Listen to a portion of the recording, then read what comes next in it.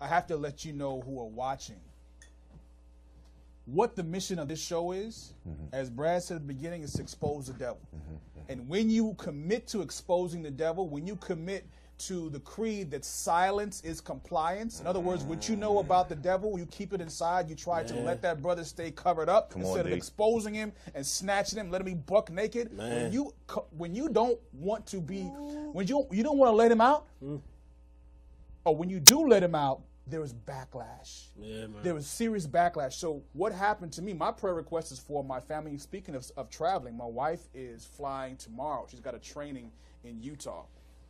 And praise God, she's been doing better with her foot. But we realized that all of the attacks that she's been under with her foot and with sickness, all kind of stuff, is purely spiritual. And headed into yesterday afternoon, the attacks were serious. And I told you brothers this, that I had been having a conversation with Orlando. And the Most High reminded me, you haven't heard this, so listen up. The Most High reminded me about a conversation you and I had about a previous show where I talked about things that's in your house that is giving the devil legal access. And so at the end of our conversation, Most High was like, remind him again. And I told you that I've never experienced a situation where I would see an item that was familiar, that was enchanted, that was giving the devil access, and I would just see it, oh, that looks funny. I would have to pray.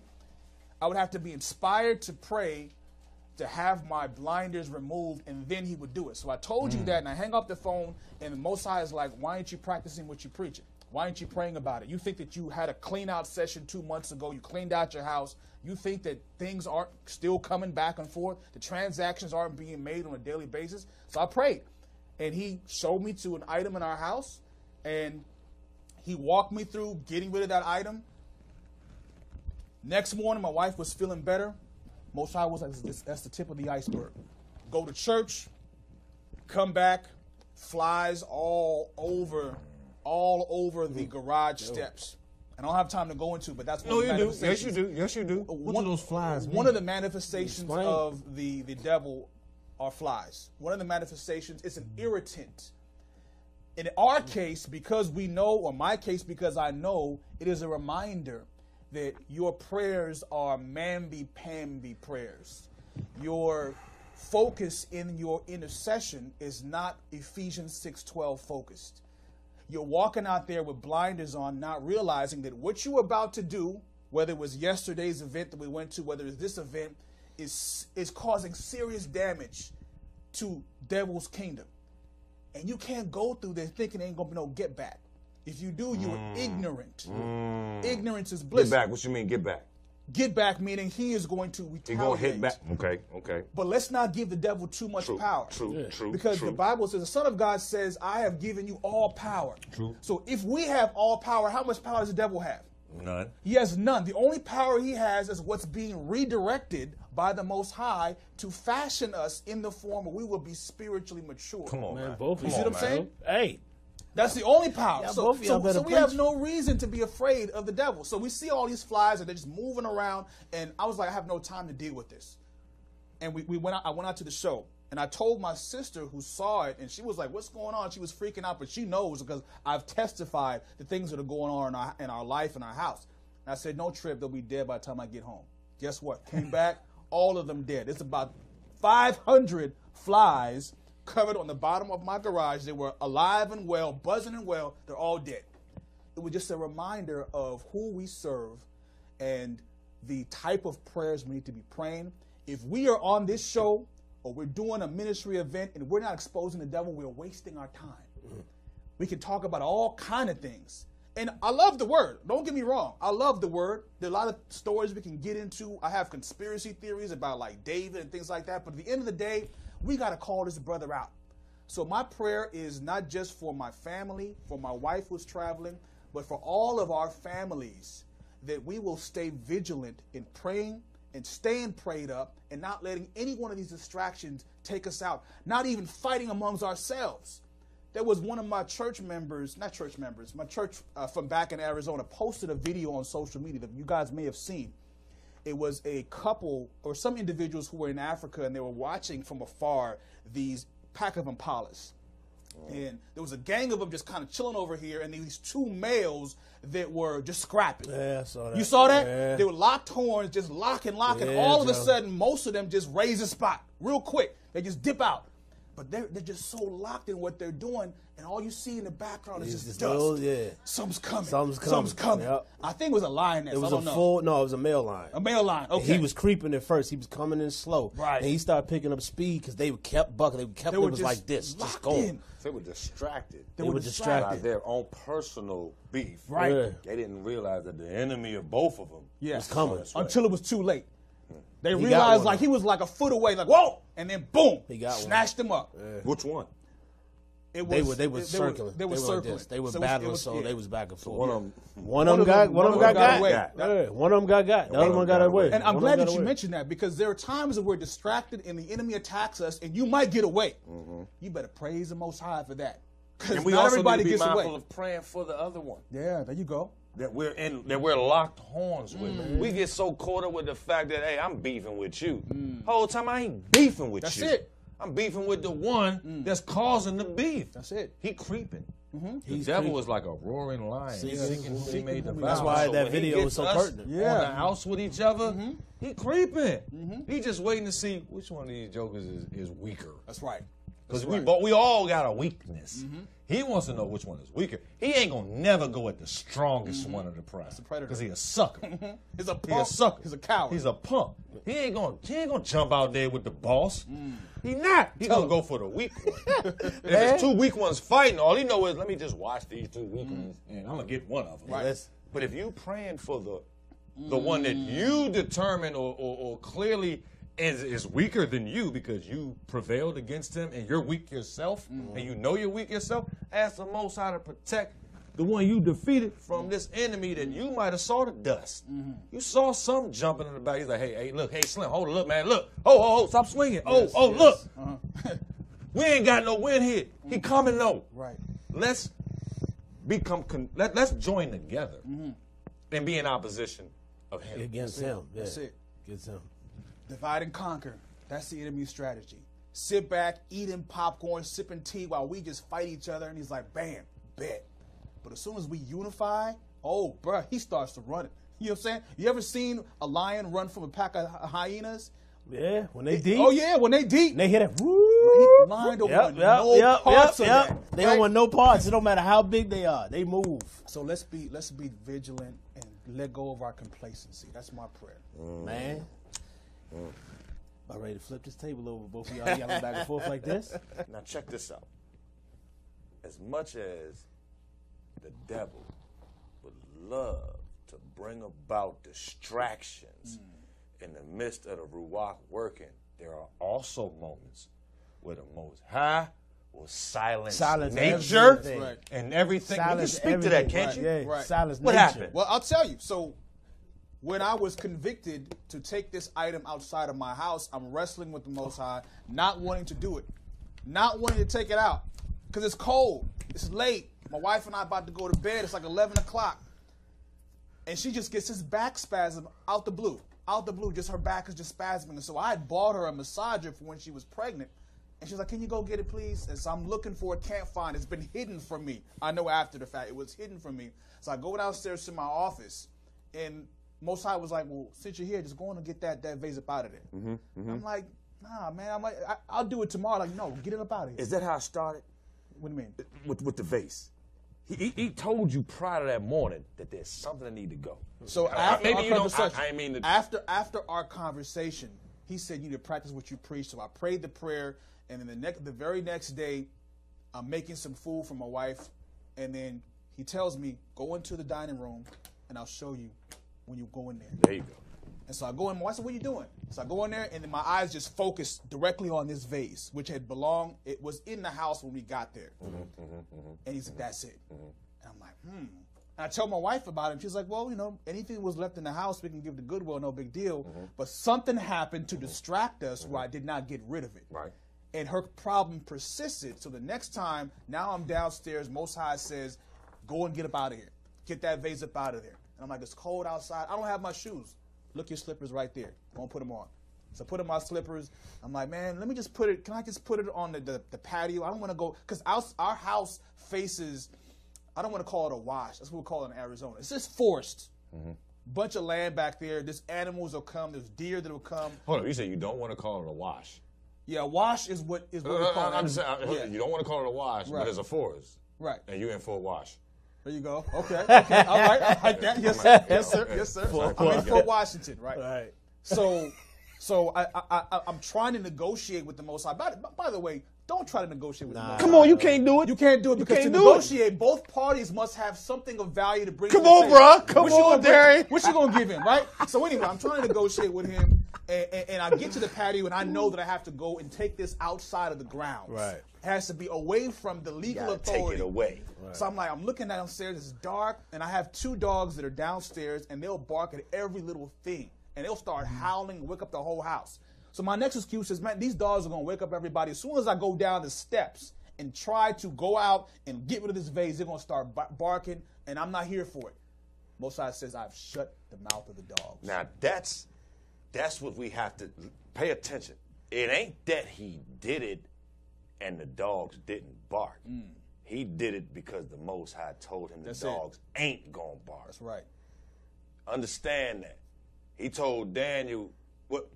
He didn't let Daniel know beforehand, I'm going to shut the mouths of the lions. Right, he didn't. But as a result of Daniel's faith and his obedience, he shut the mouths of the lions. That's right. He shut the mouths of your dogs to show you, not only am I in control of your personal situation, I got control of the animals and nature. That's right. Because we may not be obedient, but the animals are. The donkey. That's right. Donkey is obedient. Balaam. What about Jonah? The whale. The big fish. The whale came. worm, the big fish came through. The worm all was that. obedient. All the plant was obedient. All the that. sailors were obedient. Jonah All was the that. only joke, and he was supposedly a prophet of the Most High. Come on, man. We the only ones that are We not the only obedient. ones that are disobedient. So I go outside, as he said, dogs didn't make a peep. So I'm walking out there. Go ahead. I'm like, bruh, man, there's gonna be this poop on the ground. There's stuff out here. No issues. I walk all the way out. I plop it down, and then I get back, go upstairs again. Not a peep from the dogs, and I'm like, so man, you. Whenever the Most High is clear to me, I start asking him questions. I'm like, wait a minute. So since we talking like that kind of clarity, right. how about this? So where is this massager? Because I've searched the whole house trying to find this massager. So speak to me. He says, don't trip. By the time you get upstairs, your wife's gonna be fast asleep. Listen, pay attention, right? The move Make it was, plain. wifey say, baby, my body hurt. Can you go get the massager? You ain't know where it was at. You ain't know where it was at. You'd have rather stayed there with your wife. That's right. In that moment, making sure she was good. But the Most High used you to speak to me and to affirm what he used you to say to me. He had to separate you from wifey because he needed you he needed you and him to be by yourselves. So because wifey was professed to be hurting in that moment and needed a massager, you left. But what did he tell you? You never got to seek the massager. Get rid of the face. Like I told you. Right. Get that out of here. The vase might have been what was hurting her back. She ain't never need no flipping massager. Well, when the morning came, Most High said, ask her how she feels. Ask her how her foot feels. Specifically. And he told me, ask her in a way that when you ask it, she's going to ask you, why'd you ask like that? That's him. Right. That's him doing it. Because I will ask all the time, hey, hey, babe, how you feeling? Yeah. Because she's been going through this for 2 weeks now. But I asked it in a way that she's like, yeah, I'm good. Why? I said, no, really, how do you feel? Why are you asking me this? I said, I need to know how you are feeling. She said, I feel about 72% better. She gave me a number, 72%. So she's feeling good. The Most High told me this is the tip of the iceberg. He said, okay, I'm gonna show you, I'm gonna prove to you that this is the beginning of a revelation, a new revelation of you doing cleaning your house out. So she's feeling better, but then by the time the afternoon comes, it's back again. A reminder that I can't be complacent. Because I could have been like, okay, I got rid of the vase, boom, I'm good. No, this needs to be a daily search, a daily prayer of staying on top and allowing the Most High to work. And that's when all the other stuff happened. The flies and our event and coming back and the flies were gone. And so now, last night, I said, babe, we need to pray. So we got together and we prayed, open our eyes. I had something else that showed up. I was in the prayer closet just today. And I'm praying about this, and Most High said, there's something. What if I told you there was something in your prayer closet, right where you are now, that is giving the devil access? Now, we serve an all-powerful God. Uh-oh. So even though our choices may allow the devil to have access to us, remember who has all power. Devil ain't got no power. It's truth. It's just an opportunity for us to level up. Can I ask what's in the Yes, sir. closet? I'm getting to that. Okay. So I said, really? So I get up from my prayer and it's dark in the closet, and so that's how I explained to my wife. I turn on the light, and then I get up, and then I hear this music in my head, like it was like this climax, and it centers on this. Wow. Yeah, it centers. My eyes go straight to this. It's like a fastener. You know what a fastener is? Fastener is like is something that women use if they put in their hair. Oh. So it looks kind of like a hat, a small hat. It's just a fastener. And the reason why this resonated with me is because at my previous church, where we had a witch who was revealed to us, that lady had gifted my wife fasteners. Wow. And those had been causing havoc in my marriage until I got rid of them. So me seeing these again, and I take them downstairs and said, babe, where did you get these from? She said, I bought them. I said, are you sure you bought them? They weren't given to you. This was since yesterday? This was today. This was today. Come on, bro. I said, are you sure that you bought them? She says, yeah. And I'm going through them. So wait a minute. I don't know where that one came from. Whoa. It was a purple one. I have no idea where it came from. Bad. so that's being expunged. A purple one. It's a purple one. She'd never seen it before. She'd never seen it before. She assumed there were two others, and she assumed this was also one that she had bought from Amazon. Right. So brothers and sisters who are watching this, understand that because you may think something like a mask. I travel all the time. I've been to Africa and South America and Europe. So you're tempted to get these souvenirs that many of them are blessed by people who are not working for the Most High. Tell them the truth. You let them in your house. They look nice and pretty. They are causing havoc. But it's not even just those things. It's not just the mask, the things that clearly are not innocuous. Simple things. Someone has an intention. They have an assignment from the other side to wreak havoc. And they give you something in love. And all of a sudden, your prayer life is just not where it's supposed to be. All of a sudden, arguments in your relationship are at an all-time high. How did that happen? Because people are being obedient. Now, you told a story. This brother told a story about... People are being obedient in opposition of the Most High? Because you cannot serve the devil, man, be pampered. The way that we serve... Make that plain, The way that we serve the Most High, showing up to pray or to read, whatever we feel like it. Yeah. You know what I'm saying? Yeah. You cannot do that if you serve the devil. There are consequences and repercussions if you do not follow a strict, legitimate prescription. He demands perfection. He demands it. He demands the his Most stuff. High demands perfection. He wants to be like him. He wants to be like the Most High. And I'm almost, just to put this out there, I am careful. 1 Corinthians 9 says that Paul was all things to all men. So when I come on this show, I'll use the term Most High. I may go out and I won't use that term to some people because in Satanist circles, they use Most High. They use that because in Isaiah 14, he says, I will be like the Most High. So in abject blasphemy, they will call him the Creator. They will call him Most High. This is Satan we're talking about. So I have to understand my diction, how I say things. But understand that you may have something in your home that people who are being obedient have put to mess up your program and your mission from the Most High. This brother told a story. It was, I don't know if you remember who it was that was traveling and they saw somebody on the plane who had their head bowed and they were praying. And they said, oh, are you a Christian? I said, Christian? I'm a Satanist, man. I'm here because there's a revival going on and we were sent here to mess that up.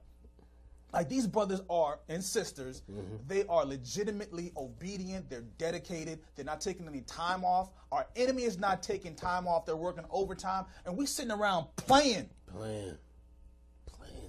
And that's why that parable from last week about learning about what can we learn from the unrighteous? Their faithfulness to being unrighteous is how we need to be. We need to be dedicated. Come what may, we ain't letting nothing take us over.